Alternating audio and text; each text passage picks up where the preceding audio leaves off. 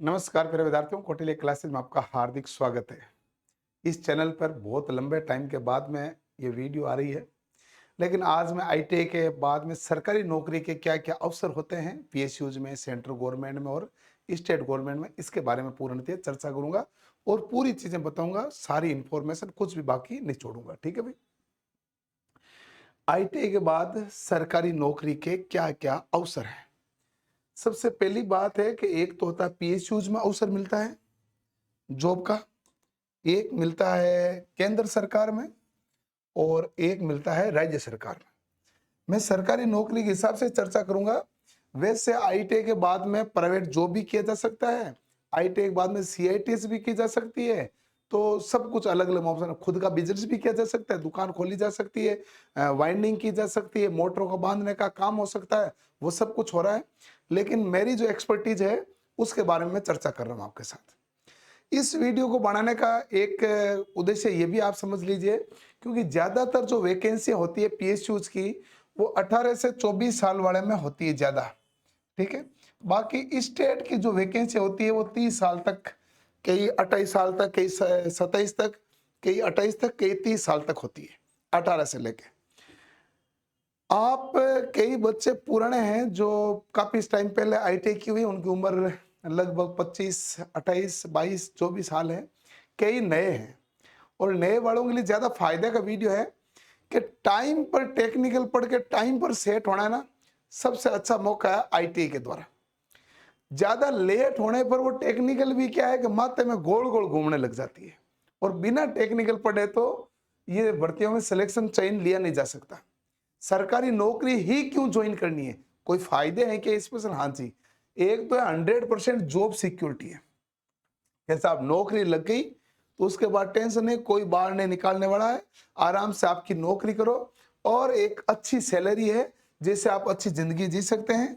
हालांकि राजस्थान के technical helper में सैलरी बाकी की तुलना में कम होती है, लेकिन बाकी स्टेटों में ज्यादा होती है। सेंटर में और अच्छी वैकेंसी है, पीएसयू में अच्छी मतलब सैलरी है और अच्छी सैलरी है। लेकिन इन सैलरी के साथ साथ मेडिकल की सुविधा, पीएफ की सुविधा, पेंशन, इंश्योरेंस वगैरह बहुत सारी सुविधा गवर्नमेंट कर्मचारी को मिलती है, इसलिए उसका जीवन बहुत आरामदायक चल जाता है, कोई टेंशन है नहीं। और देखो समाज में इसको रुतबा भी अलग होता है और स्थायित्व तो है ही। रेस्पेक्ट का भाव रहता है कि हाँ जी ये नौकरी लगा हुआ, और वो 5 आदमियों के बीच कह सकता है कि भाई तुम में से थोड़ा सा तो मैं कुछ डंका हूंगा ना, तभी सरकार मुझे पैसा दे रही है, तुम्हें तो नहीं दे रही है कि नहीं है? तो ये मामला है, तो इसमें रेस्पेक्ट का भाव तो थोड़ा सा ज्यादा है। और आपने अपने समाज में ज्यादातरों की शादियां भी अटकी रहती है। जैसे ही नौकरी लगे कि छोरा नौकरी लगे, किस में लगा कोई मायने नहीं रखा, सरकारी नौकरी लगे लग गई तो छोरी दो, अच्छी छोरी मिलेगी और अच्छा आपको सब कुछ मिल जाएगा, सारी चीजें, सारी सुविधाएं। बाकी आप जीवन में अच्छा कमाओगे। क्यों सब कुछ सुविधा मिलती है? क्योंकि आपकी जॉब की सिक्योरिटी बहुत ज्यादा है। अब आते हैं आईटीआई के बाद सरकारी नौकरी के क्या क्या अवसर होते हैं। पीएसयूज में वैकेंसी होती है, लेकिन पीएसयू की वैकेंसियों का इंतजार नहीं किया जा सकता। जब आप केंद्र सरकार की या राज्य सरकार की तैयारी कर रहे होते हैं तो बीच में ये वैकेंसी आ जाती है तो बच्चे सिलेक्ट हो जाते हैं। जैसे भेल में हो गया, सेल में हो गया, ओएनजीसी में हो गया, आईओसीएल, ये जो भी अपने ऑयल की कंपनियां हैं, एनटीपीसी, गेल, एनपीसीएल, एनएफएल, एनसीएल, इन सब के अंदर वैकेंसी आती है। और इन सब में जो वैकेंसी आती है सबसे ज्यादा होती है इसमें इलेक्ट्रीशियन। सबसे ज्यादा क्या होता है? इलेक्ट्रीशियन होता है। उसके अलावा केंद्र सरकार में वैकेंसी आती है, जो कि हर साल एलपी की वैकेंसी आ रही है, हर साल टेक्नीशियन की वैकेंसी आ रही है। केंद्र सरकार में डीएफसीसीआईएल की वैकेंसी, अब की बार तो एमटीएस की आई है, उससे पिछली बार तो प्योर रूप से आपकी ट्रेड की वैकेंसी थी। डीआरडीओ वैकेंसी आती है, इसरो की आती है, tradesman, navy tradesman, army tradesman, इनकी वैकेंसी आपके पास आती है। इसके अलावा आपके पास एनवीएस, नवोदय विद्यालय की वैकेंसी आती है। तो बहुत तरह की वैकेंसी आती है। अब आप ये मान के चलोगे कि साहब वापस एनवीएस अभी कब आएगी, तो अभी नहीं, ऐसा नहीं। एनवीएस की हर 2 साल बाद वैकेंसी आ जाती है, हर 2 साल बाद आपको वैकेंसी देखने को मिल जाती है। हर 2 साल में डीआरटी वैकेंसी देखने को मिलती है, हर साल में इसरो वैकेंसी देखने को मिलती है, हर साल यानी 2 साल में ट्रेड्समैन की वैकेंसी देखने को मिलती है। ये भी लगभग 2-2, 3-3 साल छोड़ के वैकेंसी आती रहती है, कभी ना कभी कोई सी, कभी कोई सी, कभी कोई सी। एनसीएल, एनएपर, एनपीसीएल, इनमें से 3 में से साल में एक बार कोई ना कोई वैकेंसी पक्की आती है। तो वैकेंसी चलती रहती है। आपकी नॉलेज अच्छी है तो आप नौकरी ले पाते हैं। आप वैकेंसी को दोस्त, वैकेंसी तो आती है ना भाई, और ये जो मैं बता रहा हूँ तो फैक्ट के साथ डेटा बता रहा हूँ। राज्य सरकार की वैकेंसियां बहुत होती है, लेकिन कौन से राज्य पर डिपेंड करेगी। जैसे राजस्थान वालों के विद्युत विभाग में टेक्निकल हेल्पर होती है, राजस्थान वालों के लिए अब एक जलदाय विभाग में और वैकेंसी आने वाली है, जो सभी ट्रेड के लिए, सभी ट्रेड के लिए जलदाय विभाग के अंतर्गत, जो पंप ऑपरेटर की, fitter second, electrician second, lineman, helper, सब कुछ आएगी, सारी वैकेंसी आएगी। हरियाणा में एएलएम और शिफ्ट अटेंडेंट आई, पिछली बार 6500 पदों की आई, और इनकी अब की बार लगभग 5000 पदों की वैकेंसी आ रही है। राजस्थान में टेक्निकल हेल्पर 2163 पदों की वैकेंसी आ रखी है, जिसका प्री का एग्जाम आज कंप्लीट हुआ है।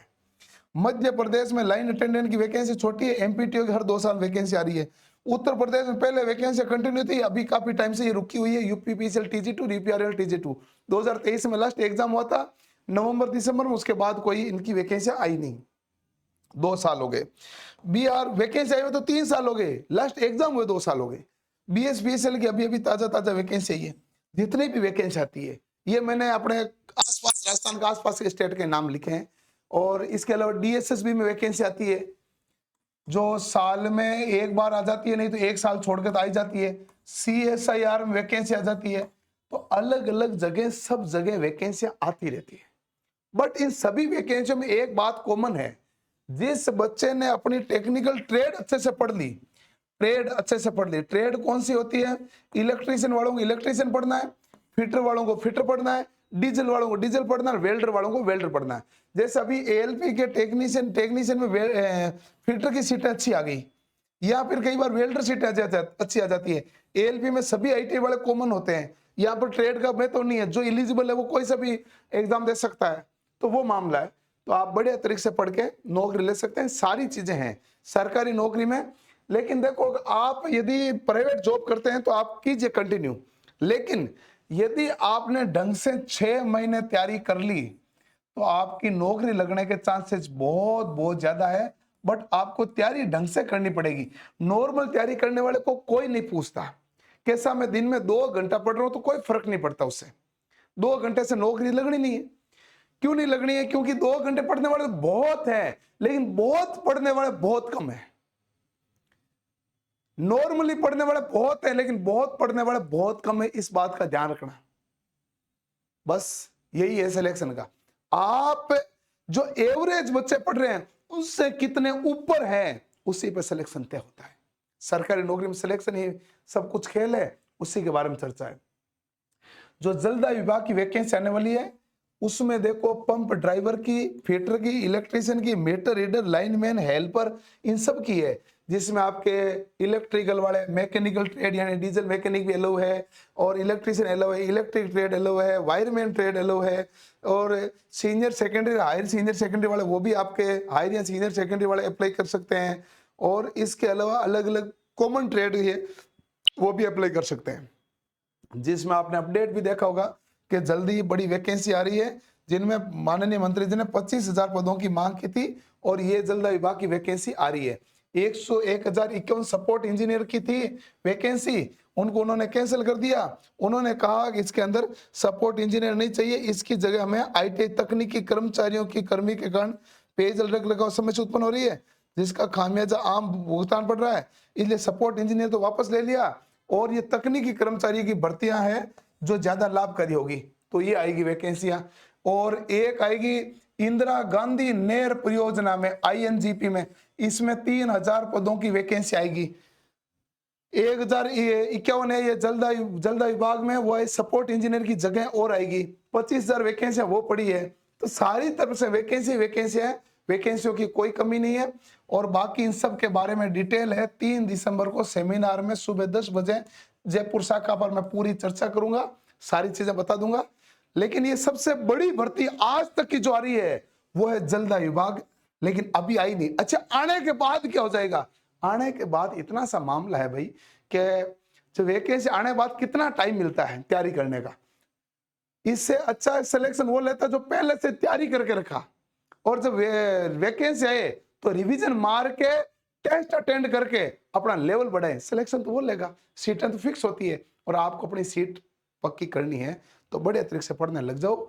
अभी बहुत सारी वैकेंसियों का दौर है, तो और इन वैकेंसियों के दौर में अपनी सीट है जो पक्की कर लीजिए। ठीक है जी भाई।